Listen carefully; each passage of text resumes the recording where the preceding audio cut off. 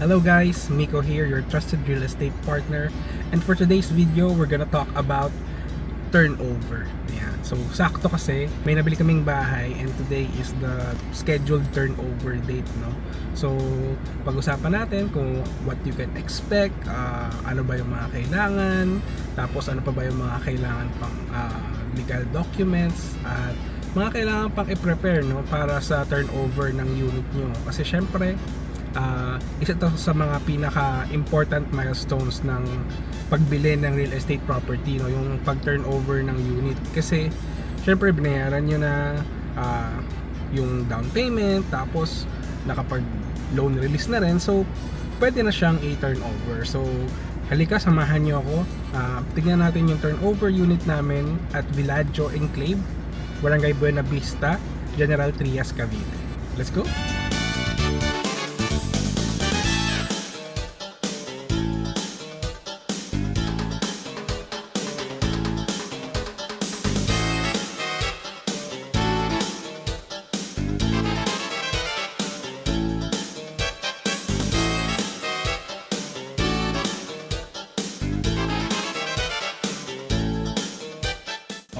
So, dito muna tayo sa sales office nila para ma-start yung turnover. Ito yung office and model house na rin. So, puntahan po muna natin, no, yung office para may magsama sa atin for the turnover. Kasi syempre, nasa kanila yung checklist, tapos to-check natin kung nagawa ba lahat ng mga punch list kung tawagin or mga repairs dun sa unit. So, wait lang guys.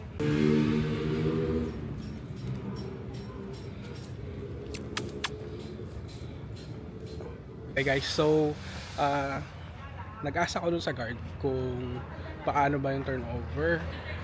Yung sa site offer pala, nandun na sa site mismo or sa subdivision. So, diretso na lang daw ako sa unit. So, punta natin yung unit na papakita ko sa inyo kung ano yung itsura ng actual turnover unit.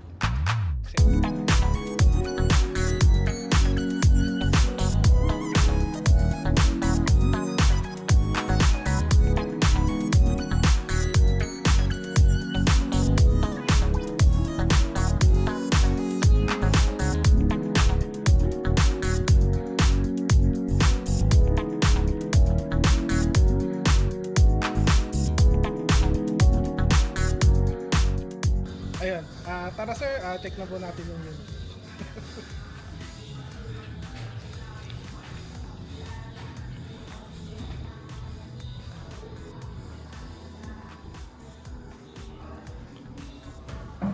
Bali, ang alam ko sir, no, ang in-inverse na lang kasi sa akin ni Sir Ronel po is may leak na lang po siya na pinagawa.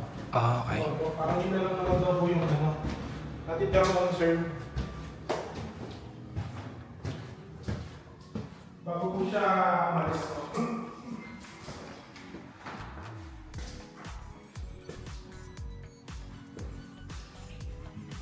Yun, naayos naman din dito. Okay.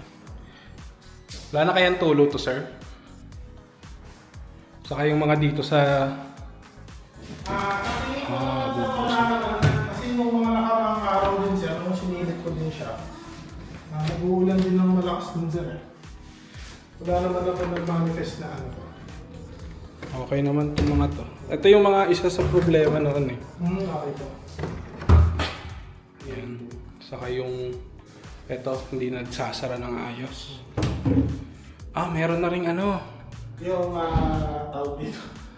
Yung sabitan. Sabitan na Ang ganda. Ito lang talaga, wala talaga tong drawer naman eh, no? Yes po. So, kami na lang siguro ever papagawa. May pan-check ka dyan, sir, ng electric outlets. Pang-check po nung sa ano natin sir? Outlets po? Oo. Pwede naman ako sir, may kukuha po ako ng ano. Charger po. Charger. Pwede, pwede. Hindi po.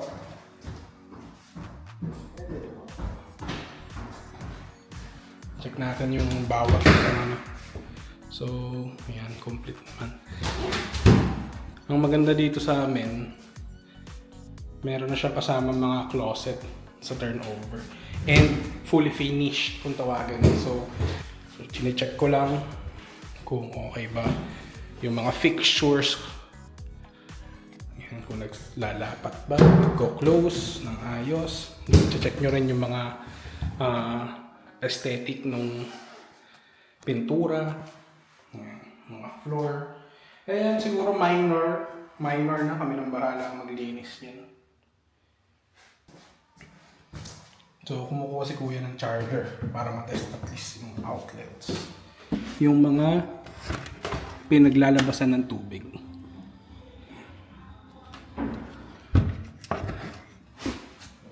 Saka yung hagdan.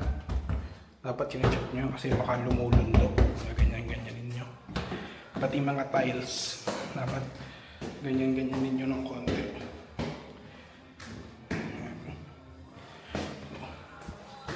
Pinatap ko lang ng slide.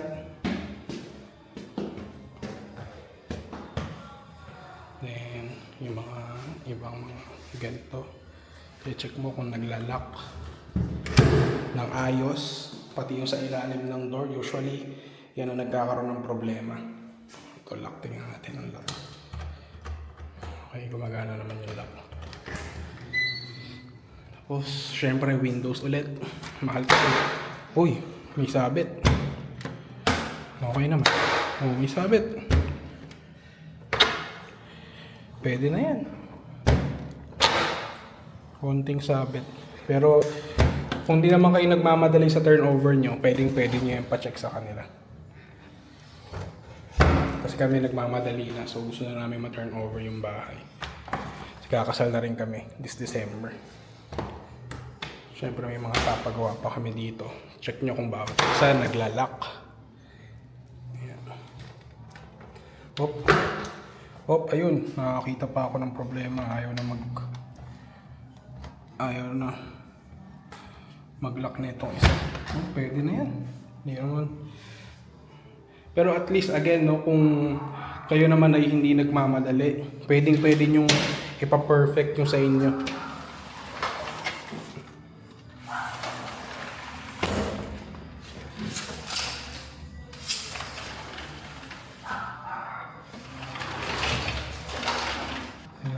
Sasabit yan dyan eh. Ayun. Ay, nakalak na. So, last thing to check, masa for fixtures is itong mga cabinet. Ayan. May sabit.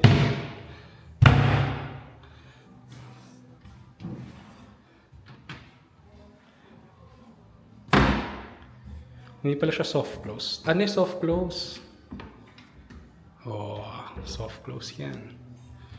So, syempre, kung sinabi sa kontrata nyo or sa specifications ng project ay soft close, dapat lahat po naka-soft close. At kung nakalagay naman wala, ay di mag-thank you kayo dahil ginawa nilang soft close. Ito, for us, hindi naman yun nabanggit. So, thankful na lang kami dahil ginawa at least soft close yan. Perfect, lalo na dun sa fiancé ko. Ayaw niya yung malalakas na ingay. Yan, kahit... Ay! Joke lang. Basta, huwag mo na lang ibaragbag, no? Ganyan mo lang. Magko-close na yung mag-isa.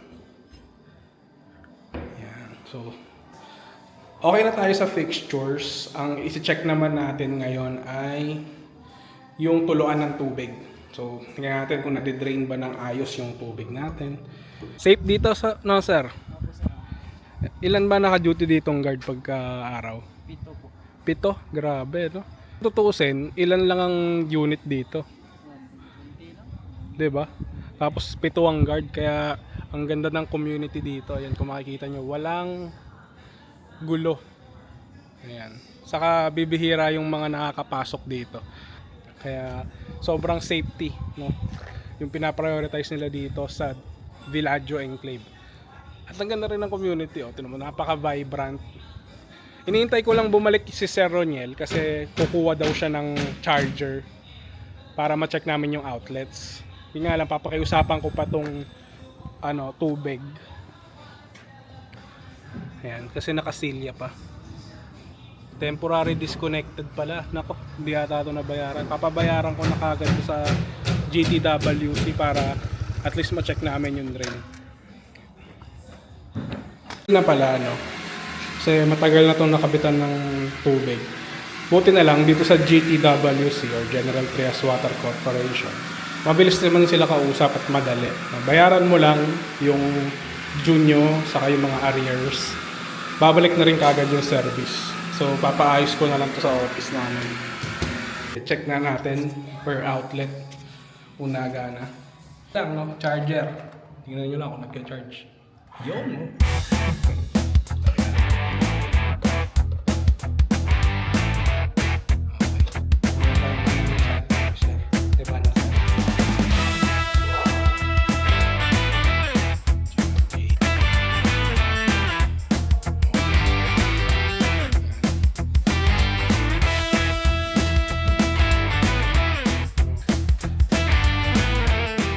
Mainit pala, sir.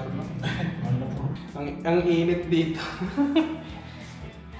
Ay, oo nga, sige. Tinry ko rin yung mga bintana eh. Okay, sige. Pagkakaroon Ito ang hangin, no? Bye. Okay. Papanood ko sa'yo yung video mamaya. Sige, bye. I love you. Hindi nakasama yung asawa ko. Hindi po nakasama si mama. Kasi sakto, nagpa-surgery siya nung kamahapon. Kaya nasa bed, naka-bed rest pa. Sa ano? Bato. Sa bato, sir? Oo. Tinanggal yung gallbladder. Okay naman, sir, no? Okay na po. Ito sa nga-testing. Ito pa pala, sir. Last na. Okay. Good. Buti nga ito na habol pa eh. Kasi nung sa una, sir, flat to. So, yung tubig ng galing shower, Isang diretsong ano siya, sir? Oo. Okay. So, yan, hinabol nila. At least hindi mag-i-stay yung tubig. At least papunta sa tayo. Oo. So, ayan. Check ko na rin yung ano dito, sir. Bintana kung nagbubukas. Ayan, nagbubukas naman. Frosted na rin, no? Sa CR. Para hindi masisilipan. Sige. So, okay na lahat ng outlets. Kaya kita nyo, ang init dito. Hindi kami nagbukas ng bintana. Hindi na naisip. So, okay lahat ng outlets. Okay lahat ng fixtures. Last to test, yung major, no? Yung mga tubo ng tubig. Saka yung drain. Ano yan, sir? Yung main bulb niya. May main valve. So may abang dito na tubo. Dito meron din nakaabang. Nagana. Ayan. Kaya mo lang, sir, nakatulo. Ayan. Ayan. Kaya mo lang, sir, para makita natin yung drain. Taas naman. Check natin. Sir, baka pwede yung shower. Dito. Yan. So kayo pag nag-turnover kayo, guys, isa yan sa mga trick mo. Hayaan nyo lang nakabukas. Magkano lang yan? Tubig. Para lang matest nyo kung nagde-drain ba ng ayos. No? So, dito na tayo sa second floor.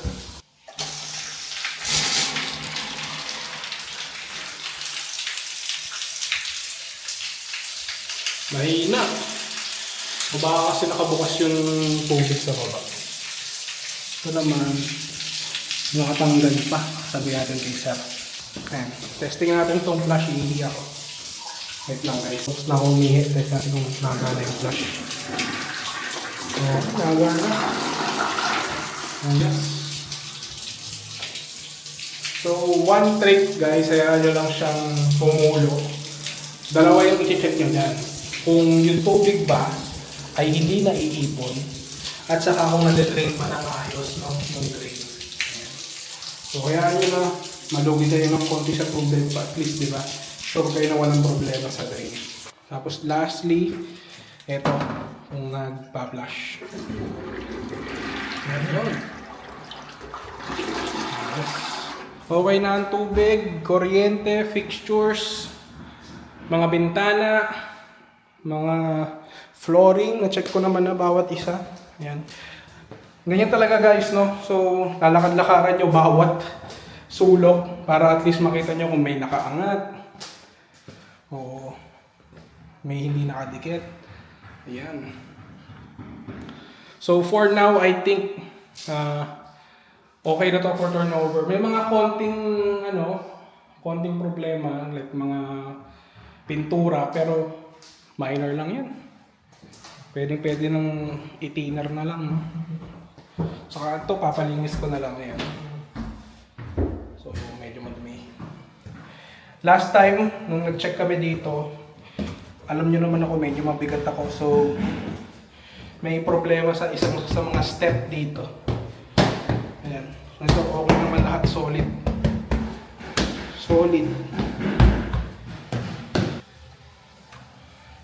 Medyo hindi pantay-pantay yung pagkalagay nila.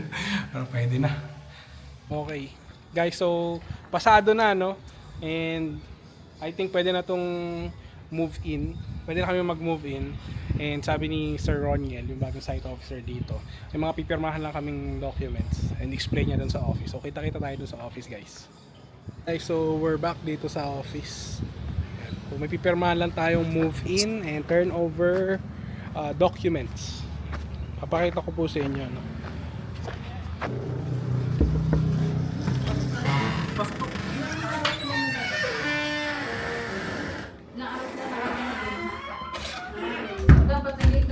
So itong sales office nila, ganito rin yung actual na bahay. So at least makikita nyo yung itsura pagka meron ng laman. Ayan. This document is the affidavit of final acceptance. So for this one, ito lang, no, sinasabi lang kung finally ina-accept nyo na yung unit. Kasi once na accepted na yan, syempre yung liability ng damage, unless sa mga roofing, ganyan, yung mga na sa weather, yun na lang yung magiging liable sila, no? The rest is mga fixtures, furnitures, tiles, ganyan. So basahin nyo mabuti yung affidavit of final acceptance bago nyo pirmahan. Yan guys, upon unit turnover, bibigyan din kayo ng tax declaration ng building. Dalawa yan, no? Tax declaration ng building, saka tax declaration ng lupa. Yan. Tapos, syempre, alam nyo naman, since sa mga subdivision, usually nasa mother title, matagal yan bago masubdivide, no? Ang ibibigay sa inyong title copy ay yung copy ng mother title. Yan. Pero, so far, naka-ano naman na siya. Naka-specific na, no? Opo, sir. So, okay na rin to. Opo. Possible yan, sir. Yung pinaka-title, sir, ongoing pa rin po yan sa namin. So, ang transfer nito, sir, matagalan to, no? Mga 10 taon. Oo, sir. Ito alam ko. Okay lang yun, guys. Meron naman tayong deed of absolute sale, contract to sell. Ayan. So, kahit wala sa inyo yung mother title, pwede pa rin habulin, no? Kahit susunod is checklist, handover form. Ang ganda dito sa Villaggio Enclave. Bukod doon sa roofing, meron na rin silang warranty, no, for electrical and plumbing for 3 months. Ayan. So, check nyo na lang din kasi nag-iiba yan per developer, no. Developer, may hinihingi din siyang resident information sheet para lang sa contact details. Ayan. Saka meron silang info ng nakatira. Kasi sa inyo magpunta po dyan sa office nila. Ayan. Ang galing ng office dito, no? Naka-link tree. Lahat nandyan na. Dito restrictions nandito rin po siya. Okay. So, props sa management ng Villaggio Enclave, no? Napaka-techy. Yung iba kasi mga ganyan, lahat nakapapel eh. So, pag nawala mo. Tapos guys, isa sa mga tinanong ko pala is yung provider ng internet kasi alam niyo naman, no? Converge lang yung available dito. So, itanong nyo sa inyong kasi ngayon wala pa Huawei, so under developer pa siya. So, tanong nyo sa developer nyo kung ano yung available na internet kasi yan po isa sa mga utility na importante malaman. Ano yung last? Bali, receiving po ng ating keys po. Wow! Bali, ayan po. So, ayan po. Kada pintuan, 3 susi po siya. Ayan guys. Wow. Then, may Turnover naman ng susi. Binigyan tayo ng folder, Elan Vital. I think Elan Vital yung project, ang tawag dito. Kasi Joy Nostalgia talaga yung developer. So Elan Vital parang group of projects yan. Tapos ito yung mismong pangalan ng project, Enclave. So maraming enclave dito sa Cavite at saka ibang parte. Villaggio Enclave isa lang yun, no? So meron din sa Tansa, meron din sa Navarro, ganyan. Ganda nung folder na mawawala din natin guys. Alam nyo naman. Digital na ngayon so pipicturean ko na lang bawat isa. Yun din ang gawin nyo guys. Picturean nyo bawat isang document para at least kung mawala mo yung physical copy, meron kayong digital copy. Hey guys, so very happy no, na turnover na finally. Kasi nabili namin tong unit na kapag fully paid kami last June. Tama ba? June this year no, and October na, so medyo matagal din yung binuno namin na pagre-repair, punch listing, ganyan. And then finally, ayan, na-turnover na and nakuha na natin yung susi. Ayan, these are the keys to our new house. Kinuha namin yung unit kasi syempre alam nyo naman, we're getting married this December, so gusto sana namin after nung kasal meron na kami matutuluyan no? So pwede na, medyo maliit, 80 square meter lot area, 55 square meter floor area, dalawa lang naman kami, so pwede na no sa mga nagsisimulang pamilya. So naiwan siya. Hello ka na lang sa vlog ko. Hello. Naiwan siya dahil bed rest siya for surgery. Ayan, nagpatanggal ng gallbladder.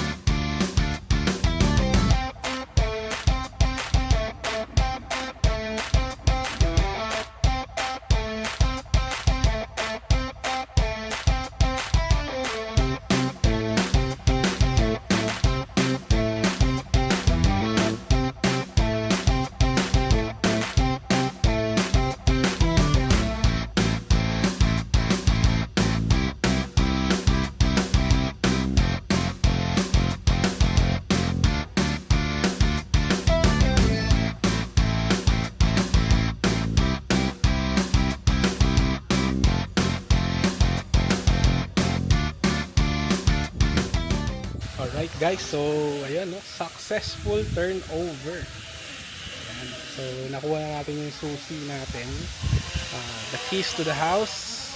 Let's go. So marami na rin na turnover dito sa Villaggio Enclave by Elan Vital, Joy Nostalgia. Yan po ang ating developer. And very smooth naman yung move-in process natin, no. Yun nga lang, medyo natagal lang kami dun sa mga repairs and punch list. Kasi sabi ko nga po sa inyo na kapag bayad po kami dito fully paid ng around June 1, 2025 and today is October 15, no? 16, October 16 saka siya finally na turnover. So I guess normal na yon no sa mga developer dito sa bansa. Kasi yung contractor na kinukuha nila usually from construction, initial construction, bibihira na yung bumabalik. No? So doon sila nagkakaroon ng problema yung mga developer kasi bibihira siguro yung contractor na nakukuha nila na talagang pinapanagutan yung mga for repairs ng initially built na units. No? So dito sa unit namin, iba na yung contractor na gumawa. So, hindi yung original contractor. So, natagalan sila bago humanap ng contractor na sasalo nung mga repairs. Ayan. And yung isa pa sa mga gusto kong pag-usapan, kung makikita nyo po, ito pong unit namin, may tiles na, tapos may mga pintura, saka may mga fixtures, mga cabinet. Huwag nyo po i-expect no, na ang bibili nyong bahay ay ganito rin. It just so happens na ito pong bahay namin ay fully finished upon turnover. Kaya nga, sinasabi ko lagi sa mga clients ko or sa mga mayroong interested na bumili ng property, make sure nyo kung ano ba talaga no, yung turnover unit na ibibigay sa inyo pagka nabili yung bahay. Kasi yung ibang salesperson or mga ahente, ang pinapakita sa post usually ay mga model unit, meron ng pintura, meron ng windows, meron ng tiles, meron ng mga pagitan yung may mga walls na yung or division na ng walls yung kwarto. So lagi niyong tatanungin, ano po ba ang turnover unit, no? Humingi kayo ng pictures ng turnover unit. And minsan hindi nila mapapakita kasi nga wala pa silang picture ng turnover unit kasi wala pang nata-turnover na unit doon sa project na yon. Kaya ang gagawin niyo na lang, hingi na lang kayo ng written advice, no? Kung ano ba yung turnover kasi meron po yung tinatawag na bare turnover. Pag sinabi pong bare turnover, makikita nyo, wala pang pintura, wala pang tiles, siguro meron ng mga windows, meron na rin pintuan, pero yung mga ganitong fixtures wala. Kasi bare talaga kung tawagin. Ibig sabihin po nun, kayo pa magpapagawa nun pati yung mga division ng kwarto, no? So, usually, yun yung mga bare turnover. Meron naman mga semi-finished. Tanong nyo na lang kung ano yung inclusions nung finishing, no? So, again, ito pong type ng turnover na to is fully finished kung tawagin. Hindi fully furnished kasi pag fully furnished, ibig sabihin nun meron ng gamit. Pag fully finished, yung finish niya po ay kumpleto, no? Pintura, tiles, at saka mga hati ng pangalan nito ng kwarto. Tapos dito rin sa CR, ayan, pag fully finished, makikita nyo meron ng shower, may tiles. Minsan nga yung tiles na yan, full tiles pa yun. Ayan. Pero in this case, sa aming unit, hindi po siya fully tile. No? Pero I think pagka nagkapera kami, fully tile ko ito, paparenovate ko. Kasi maganda po no? Pagka lahat ng parte ng bathroom ay may tiles. So, ayun no. Again, kung bibili po kayo ng bahay, make sure, tanong nyo, ano ang itsura ng bahay sa turnover? Ayan, yan yung pinaka-importante. Kasi baka magulat kayo, ang ganda nung pinakita sa inyong bahay, ganyan. Tapos hindi naman pala yun yung i-deliver sa inyo no, upon turnover.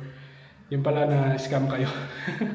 Sa mga staff dito sa Villaggio Enclave, very good. I recommend, no, kung magpa-purchase kayo dito sa projects ni Joy Nostalgia or ni Elan Vital, I think may mga condo rin na rin sila, no? Mga low-rise condo or mid-rise condo.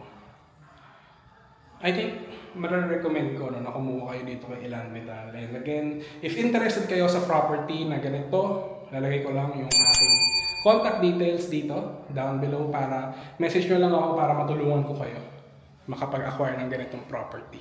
And again, for Elan Vital, recommended. Maganda naman turnover. Sulit na rin yung binayaran namin dito dahil fully finished na nga. So, pwede na siyang lipatan na lang ng gamit tapos livable na, no? Yun nga lang, expect nyo na lang na merong delay sa turnover. Hindi yung kagad makakalipat kayo kagad pag once na fully paid na, no? Kasi once after fully paid, sa kanya lang nila aayusin yung unit nyo. So, pero in our case, at least ready for occupancy na, no? For repair na lang talaga yung iba or for punch listing. Pero expect nyo na yan sa lahat ng developer dito sa bansa natin. Bibihira, no, yung pag sinabi nilang ready to move in, actual ready to move in na pwede ka nang mag-move in talaga, no. So, actually, mabilis pa nga to. Kasi I've heard horror stories sa ibang developer na halos 2 taon, hindi pa rin daw na-turnover yung unit nila. At ang masama pa nun, hindi pa nagagawa yung actual na bahay. Yun yung malupit.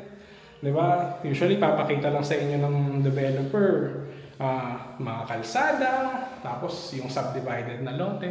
Tapos after 5 years, which is yung promised turnover rate nila, wala pang nabibuild na kahit ano, kahit pundasyon. So, I think pwede na yung timeline namin ng turnover dito with Elan Vital. Again, this is Bellagio Enclaves.